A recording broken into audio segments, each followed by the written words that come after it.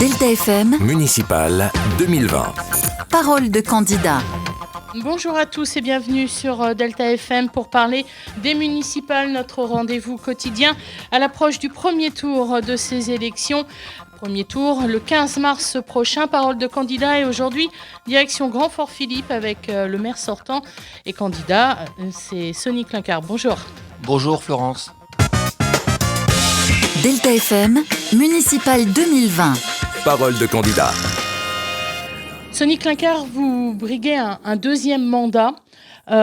Évidemment, dans cette édition, en 10 minutes, on va faire un bilan et puis on va parler de l'avenir avec votre programme. On va commencer par le bilan, on va être simple. Ça n'a pas été un bilan facile pour vous. Non, mais disons qu'on s'est investi et je veux remercier la municipalité dans son ensemble. On a en 6 ans, je pense, traité tous les problèmes qui se sont présentés face à nous.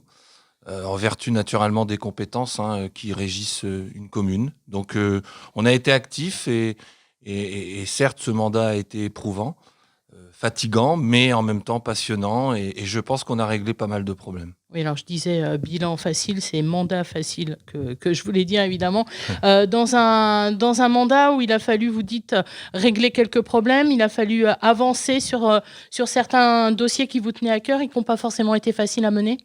Le premier d'entre eux, c'est l'endettement. On a un endettement qui est à 2,7 millions d'euros lorsque je suis élu en 2014, avec un contentieux de 500 000 euros de ce qu'on appelle l'OGEC, qu'il fallait régler, puisque c'est un contentieux qui datait de 2005, et il fallait absolument régler ce problème pour pouvoir investir, et c'est ce qu'on a réussi à faire. On a désendetté la commune, les chiffres parlent d'eux-mêmes, j'invente rien. Aujourd'hui, on a un endettement à 1,6 million d'euros. Le procès de l'OGEC est réglé, il est réglé cette année. Les finances, ça n'a pas été facile quand même. À Grand Fort Philippe, c'est jamais facile, comme un peu partout Vous avez, d'ailleurs, mais c'est vrai la Chambre régionale des comptes cet été.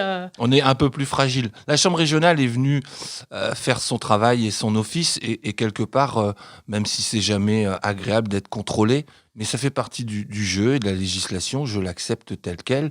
Je veux juste préciser qu'en 184 ans, pratiquement, la commune n'avait jamais été contrôlée. Donc forcément, il y a des imperfections. Au-delà de l'aspect financier, il y a des imperfections qu'il fallait apporter en termes de structuration, dans nos services, dans nos pratiques, dans nos modes opératoires. Voilà. Alors, vous avez investi environ 3 millions d'euros avec des priorités. Là aussi, ces 3 millions d'euros, ils ont été investis dans quoi ? Dans quel projet ? Il y a des priorités qui se sont imposées d'elles-mêmes. L'état de délabrement de certains équipements faisait qu'il fallait absolument intervenir. Je pense à l'église, par exemple. L'église est construite en 1860 par des marins, souscription populaire, en plein cœur de quartier du vieux Grand Fort. Et elle menaçait, cette église, le clocher, la toiture, tout simplement de tomber. On avait quand même un état du bâtiment catastrophique et plus que préoccupant. Donc il a fallu investir rapidement, c'est ce qu'on a fait, sur 3 exercices, avec une souscription aussi, en guise de clin d'œil. Et derrière cela, c'est pratiquement 75% du patrimoine municipal qui a été restauré, en partie, en totalité pour certains, et puis d'autres aussi qui sont à venir, parce que le patrimoine, c'est important. On a un patrimoine de 26 millions d'euros à Grand Fort Philippe qu'il faut entretenir. Voilà. Donc je suis content d'avoir sauvegardé sincèrement et sans prétention une grande partie de notre patrimoine. Alors, le temps défile. Il y a également ce qu'on a pu voir à Grand Fort Philippe. Ce sont de nouveaux logements qui ont été construits durant ce mandat. Oui, on est... Donc, une nouvelle population. Donc, ça veut dire une commune qui attire une nouvelle population. Oui, disons que c'est toujours agréable de constater que lorsqu'on lance un programme de construction, que ce soit sur du logement de type locatif ou d'accession sociale à la propriété ou de ce qu'on appelle du lot libre, de s'apercevoir qu'il y a une demande, qu'il y a une attente et qu'il y a même un retour de certains habitants qui étaient partis pas très loin parce qu'à une certaine époque, on leur faisait savoir que c'était pas possible de construire. Force est de constater que oui, puisqu'en 6 ans, on a fait sortir de terre 120 logements. Du logement supplémentaire, des implantations. Alors, c'est symbolique, mais un McDo installé à l'extrémité de l'agglomération. Honnêtement, on se demandait un petit peu... C'est pas forcément l'endroit où on pensait voir débarquer un McDo, mais ça a été un souhait. Ça a été la cerise sur le gâteau. C'est pas ce qui était prévu initialement, mais vous savez que quand on est élu et qu'on dirige une commune, on peut pas prévoir avec exactitude ce qui va se passer. Il y a des bonnes et des mauvaises surprises. Tout à l'heure, j'ai parlé du contentieux de l'OGEC de 500 000 euros. C'est pas une bonne surprise. En revanche, la bonne surprise, c'est qu'on a réussi à attirer cette enseigne sur Grand Fort Philippe, puisque si elle n'était pas sur Grand Fort Philippe, elle serait partie sur le Pas-de-Calais. Ils ont repéré, comment dirais-je, un potentiel de 30 à 40 000 clients, d'habitants de notre territoire. Et puis, on les a convaincus de s'installer à Grand Fort Philippe face à une grosse enseigne aussi qui marche bien. Voilà. Alors c'est vrai que ça a été un peu au chausse-pied, si je puis dire, puisque le terrain, au départ, s'y prête pas, et finalement, on y est arrivé. Donc c'est une très très bonne surprise. Là où je suis satisfait, c'est 47 emplois, 42 Grand Fort Philippois. On va passer maintenant aux grandes lignes de votre programme. Il nous reste 4 minutes pour évoquer. Il y a des choses que vous voulez, j'imagine, que vous avez commencé, que vous voulez perdurer, vous voulez voir éventuellement finir en ayant un deuxième mandat. Là aussi, il y a des choses qui sont prioritaires. Oui. Disons que là, ce qu'il faut qu'on poursuive, c'est déjà le patrimoine. L'état de notre patrimoine est encore préoccupant à certains endroits, à certains équipements.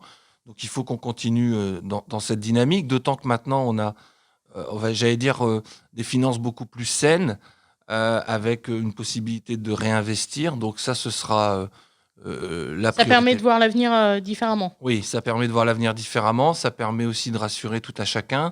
Surtout que les équipements auxquels je pense sont les équipements dédiés aux associations. Donc c'est bien de soutenir notre tissu associatif dont on a vraiment besoin, parce que ce sont de vraies forces vives à Grand Fort Philippe.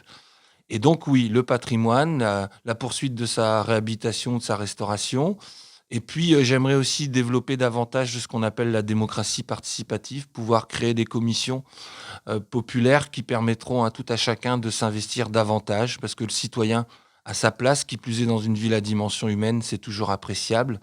Et je pense par exemple à l'environnement au sens large du terme, à tout ce qui est lié à la citoyenneté, à tout ce qui est lié à la propreté de la commune. On a vraiment des choses à faire ensemble avec et par les habitants. Alors, je vais revenir sur la démocratie participative, mais un mot quand même sur la place de Grand Fort Philippe sur le territoire de l'agglomération. On va dire, la commune, elle est excentrée, elle est au bout du bout de l'agglomération. Est-ce qu'aujourd'hui, on arrive à s'imposer à la CUD quand on veut des projets, quand on veut des financements ?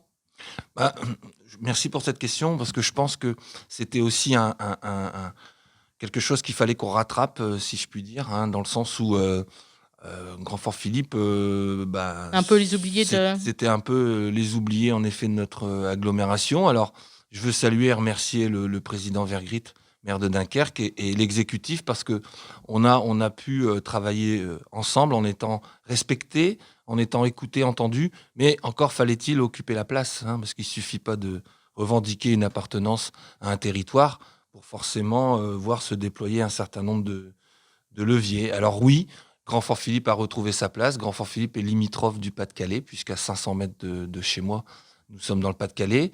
Et Grand Fort Philippe, aujourd'hui, avec la place de vice-président que j'occupe, est entendu, est écouté. Il suffit simplement de regarder tout ce qui a été fait pendant ces 6 années sur Grand Fort Philippe pour s'apercevoir qu'on a été plus que soutenu, mais surtout, je le rappelle, entendu et écouté, parce qu'on a actionné les leviers avec cette municipalité.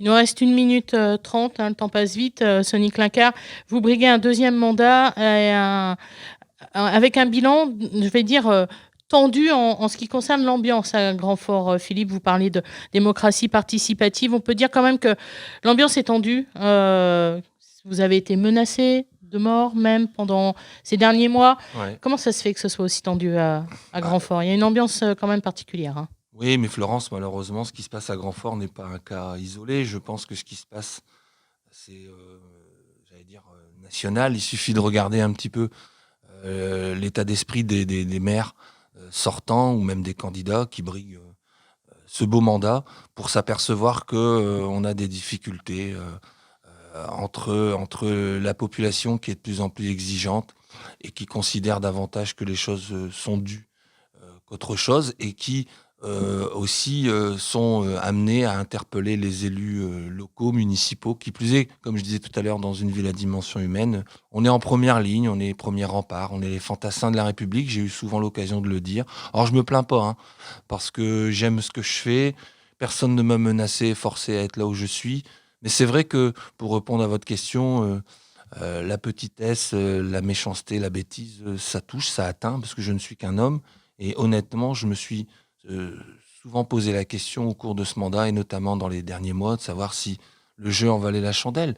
Et puis finalement, la foi, la passion l'emportent. Et je pense qu'on peut au moins défendre un bilan et puis espérer poursuivre pour le développement et le rayonnement de Grand Fort-Philippe. Après, il y a des choses plus graves dans la vie que de perdre une élection. Merci beaucoup, Sonny Clinquer, de cette invitation.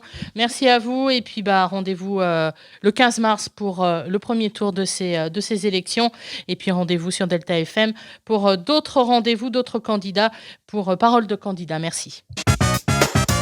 Parole de candidat à retrouver aussi en replay et en vidéo sur deltafm.fr et Facebook.